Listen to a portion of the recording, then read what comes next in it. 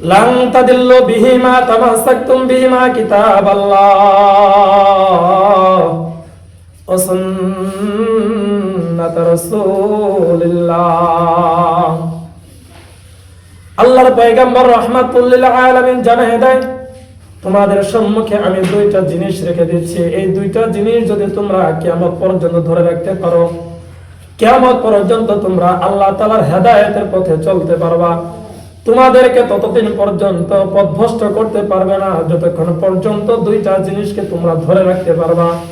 এক নম্বরে কিতাব আল্লাহ, এক নম্বর আল্লাহ তাআলার কিতাব, যে কিতাবকে বলা হয় কোরআন মাজিদ। এক নম্বর কি বললাম বলেন?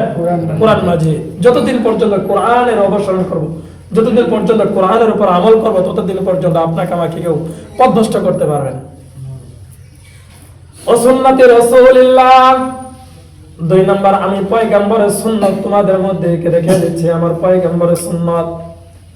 যদি কোনো ব্যক্তি কোরআন আর সুন্নাত মেনে যদি তার জীবন যাপন করতে পারে, আল্লাহর পয়গম্বর রাহমাতুল লিল আলামিন জানায় দেয়, মান আহাব্বা সুন্নতি ফাকাদ আহাব্বানি ওয়া মান আহাব্বানি কানা মাই ফিল জান্নাহ।